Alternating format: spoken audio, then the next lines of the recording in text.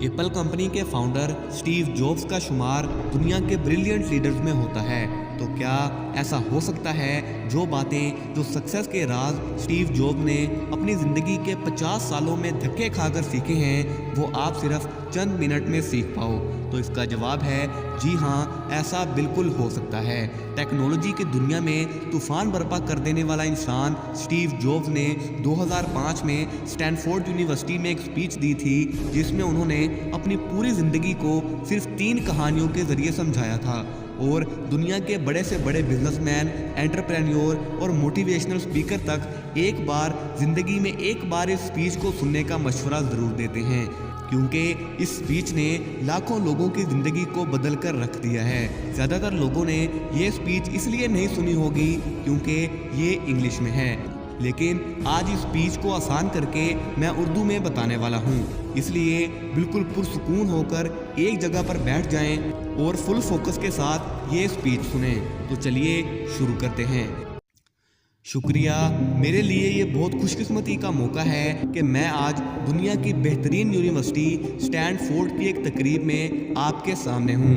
मैं आज आपको सच बताना चाहता हूँ कि मैं आज तक किसी भी कॉलेज से पास नहीं हुआ और आज पहली बार कॉलेज की तकरीब के इतने नज़दीक पहुँचा हूँ। आज मैं आपको अपनी ज़िंदगी की 3 कहानियाँ सुनाऊँगा। पहली कहानी है कनेक्टिंग डॉट्स। रीड कॉलेज में एडमिशन लेने के बाद मैंने 6 महीने के अंदर ही पढ़ाई छोड़ दी थी, लेकिन मैं उसके बाद भी 18 महीने तक बहाने से वहाँ आता जाता रहता था। तो अब सवाल ये है कि मैंने कॉलेज क्यों छोड़ा? इसकी शुरुआत मेरी पैदाइश से भी पहले की है। मुझे पैदा करने वाली माँ एक अनमैरिड ग्रेजुएट कॉलेज स्टूडेंट थी और वो ये चाहती थी कि मुझे कोई ऐसा इंसान गोद ले ले जो कि कॉलेज ग्रेजुएट हो। और फिर फैसला हुआ कि मैं एक वकील और उसकी बीवी के सुपुर्द कर दिया जाऊंगा। लेकिन जैसे ही मैं इस दुनिया में आया, उन्होंने लास्ट मिनट पर अपना फैसला बदल दिया कि हमें तो एक लड़की चाहिए थी। इसलिए आधी रात को मुझे पालने वाले माँ बाप को फ़ोन किया गया जो कि वेटिंग लिस्ट में थे और उनसे कहा गया कि आप एक बेबी बॉय को गोद लेना चाहेंगे? तो उन्होंने फ़ौरन हामी भर दी। लेकिन जब मुझे पैदा करने वाली माँ को पता चला कि जो मुझे गोद लेने वाले हैं वो कॉलेज से ग्रेजुएट नहीं हैं और बाप तो हाई स्कूल भी पास नहीं है, तो उन्होंने एडॉप्शन पेपर पर साइन करने से इनकार कर दिया। लेकिन कुछ महीने बाद मेरे होने वाले माँ बाप ने मेरी माँ से वादा किया कि वो मुझे कॉलेज ज़रूर भेजेंगे। इस वजह से मेरी रियल मदर मान गई और मुझे अडॉप्ट कर लिया गया। इस तरह मेरी ज़िंदगी की शुरुआत हुई। 17 साल की उम्र के बाद मैं कॉलेज गया, लेकिन गलती से मैंने स्टैनफोर्ड जैसा ही महंगा कॉलेज चुन लिया और मेरे वर्किंग पेरेंट्स की जमा पूंजी इसमें खर्च होने लगी। 6 महीने बाद मुझे इस पढ़ाई का कोई फ़ायदा नज़र नहीं आया। मुझे कोई आइडिया नहीं था कि ये कॉलेज ज़िंदगी में कुछ करने के लिए मेरी मदद कैसे करेगा और मैं अपने पेरेंट्स की ज़िंदगी भर की कमाई को पढ़ाई में खर्च कर रहा था। इसलिए मैंने कॉलेज छोड़ने का फ़ैसला किया और सोचा जो होगा अच्छा ही होगा।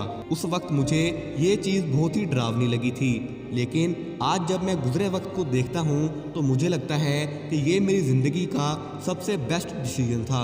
और वो कैसे, वो मैं आपको बताता हूँ। जैसे ही मैंने कॉलेज छोड़ दिया तो मैंने उन क्लासेस को अटेंड करना भी छोड़ दिया था जिसमें मेरा इंटरेस्ट नहीं था और उन क्लासेस को ज्वाइन कर लिया था जिसमें मेरा इंटरेस्ट था। ये सब इतना भी आसान नहीं था। मैं अपने दोस्त के कमरे में फ्लोर पर सोता था, कोक की केन्स बेचकर खाना खाया करता था और हर संडे 7 मील पैदल चलकर एक मंदिर में जाता था ताकि हफ्ते में एक दिन पेट भर खाना खा सकूं। अब मैं बताता हूं कि कॉलेज छोड़ना मेरे लिए कैसे बेस्ट डिसीजन था।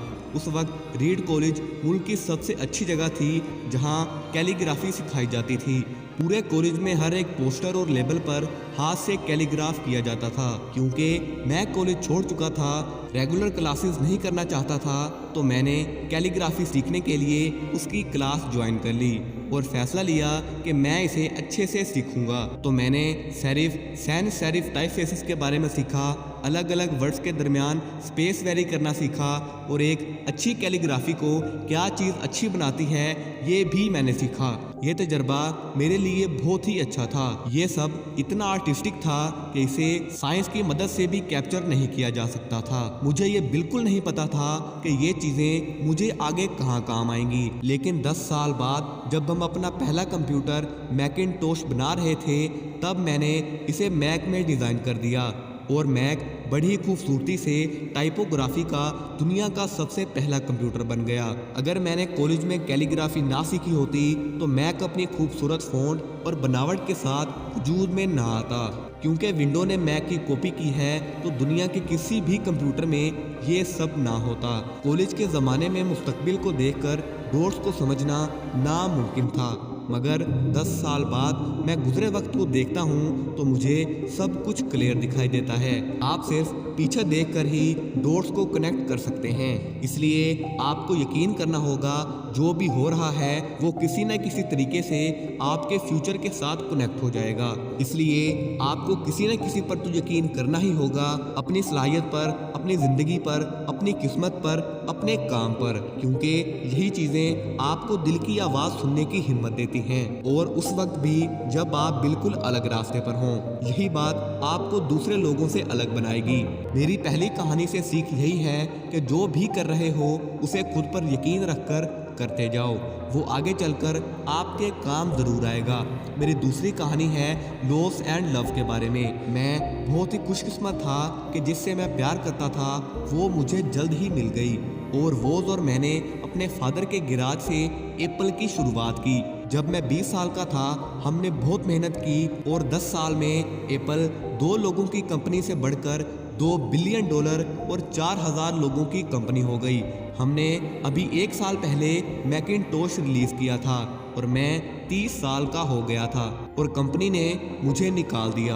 आप ये सोच रहे होंगे कि अपनी ही बनाई हुई कंपनी से मुझे कैसे निकाल दिया।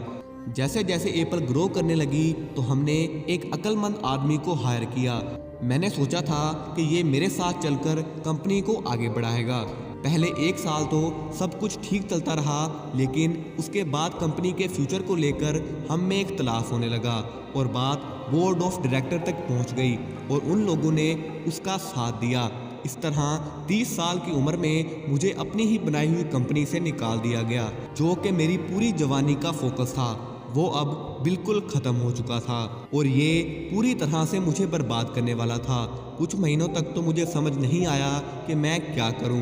मैं एक बहुत ही बड़ा पब्लिक फेलियर था और एक बार तो मैंने वैली छोड़कर जाने का भी फैसला किया, लेकिन आहिस्ता आहिस्ता मुझे यह एहसास होने लगा कि मैं जो काम करता हूँ मैं अभी भी उसी के लिए पैशनेट हूँ। एप्पल में जो भी हुआ उसकी वजह से मेरे पैशन में ज़रा सी भी कमी नहीं आई।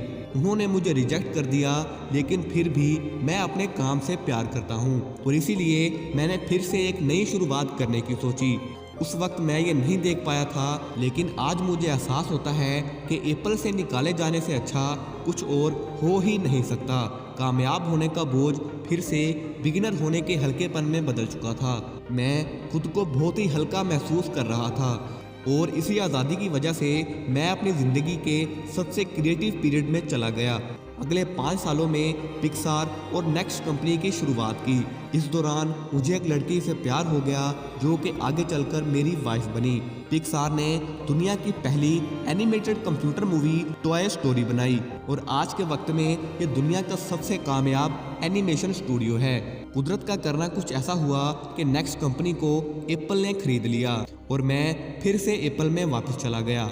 आज भी एप्पल नेक्स्ट की बनाई हुई टेक्नोलॉजी का यूज़ करता है। मैं ये यकीन के साथ कह सकता हूँ कि अगर मुझे एप्पल से ना निकाला गया होता तो ये सब कभी भी ना होता। ये एक कड़वी दवा थी और मेरे ख्याल में मरीज़ को इसकी ज़रूरत थी। कभी कभी ज़िंदगी आपको ऐसी ठोकर मारती है, लेकिन आप कभी भी यकीन मत खोइए।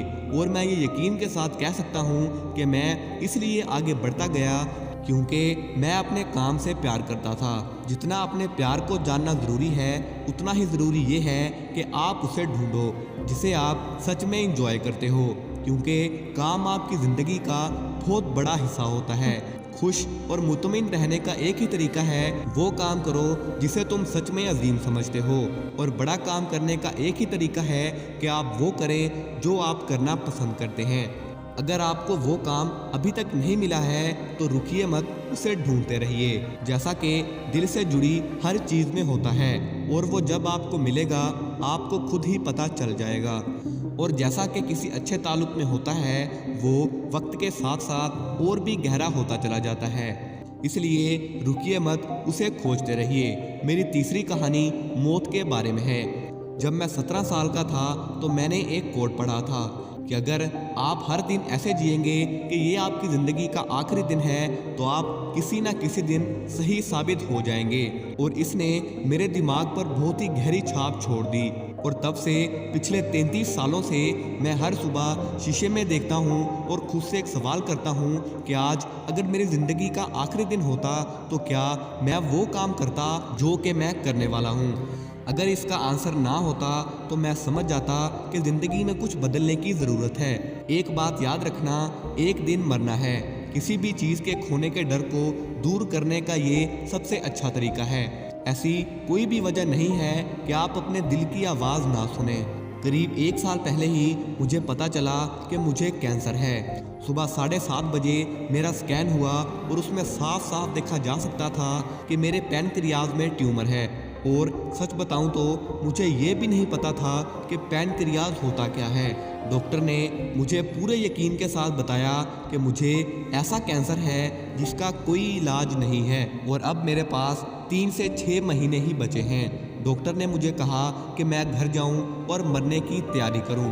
जो चीज़ें आप अगले 10 सालों में करने वाले थे वो अपने बचे हुए दिनों में कर लीजिए, क्योंकि आपका आखिरी वक्त आ चुका है। मैंने उस डायग्नोस के साथ पूरा दिन गुजार दिया और शाम को मेरी बायोप्सी हुई, जहां मेरे गले के रास्ते से पेट से होते हुए एक एंडोस्कोप डाला गया और एक सुई से ट्यूमर के कुछ सेल निकाले गए। उस वक्त मैं पूरी तरह से बेहोश था, लेकिन मेरी वाइफ और वहाँ जो भी मौजूद था, डॉक्टर ने माइक्रोस्कोप से मेरे सेल को देखा तो वो भी रो पड़ा, क्योंकि सेल को देखकर डॉक्टर समझ गया था कि मुझे हैरान कुन कैंसर है जो कि सिर्फ सर्जरी से ही ठीक हो सकता है। तो मेरी सर्जरी हुई और खुशकिस्मती से मैं अब ठीक हूँ। मौत के इतने करीब मैं पहले कभी भी नहीं पहुँचा था और मैं उम्मीद करता हूँ कि आने वाले कुछ सालों तक पहुँचूँ भी ना। और ये सब देखने के बाद मैं ये यकीन से कह सकता हूँ कि मौत एक इंतहाई मुफीद तसव्वुर है। कोई भी मरना नहीं चाहता। हालांकि वो लोग जो जन्नत में जाना चाहते हैं वो भी वहाँ जाने के लिए मरना नहीं चाहते। लेकिन हकीकत यही है कि मौत हमारी तकदीर है जिससे आज तक कोई नहीं बचा, और ऐसा होना ही चाहिए है, क्योंकि शायद मौत ही ज़िंदगी का सबसे बड़ा शाहकार है। ये ज़िंदगी को बदलती है, पुराने लोगों को मिटाकर नए लोगों का रास्ता खोलती है। और इस वक्त आप सब नए हैं, कुछ ही वक्त में आप सब भी पुराने हो जाएंगे और रास्ते से साफ हो जाएंगे। इतना ज़्यादा नौटंकी होने के लिए मैं आप सबसे माफ़ी चाहता हूँ, लेकिन ये सच है, यही हकीकत है कि आपका वक्त बहुत ही कीमती है। इसलिए इसे किसी और की ज़िंदगी जीकर ज़ाया मत करो। बेकार की सोचों में ना पड़ो। अपनी ज़िंदगी को दूसरों के हिसाब से ना जियो। दूसरों की आवाज़ में अपने अंदर की आवाज़ को ना दबने दो। ये अंदर की आवाज़ जानती है कि आपको क्या करना चाहिए है, बाकी सब गैर ज़रूरी हैं। बेहतरीन ख्यालात को अपना साथ दीजिए और बेहतरीन ख्यालात की तलाश में रहिए। और एंड में मैं आप सबसे यही कहना चाहता हूँ कि stay hungry and stay foolish. आज तक मैंने अपने लिए यही मांगा है, और जब आप सब यहाँ से ग्रेजुएट हो रहे हैं तो मैं आपके लिए भी यही विश करता हूँ कि stay hungry and stay foolish.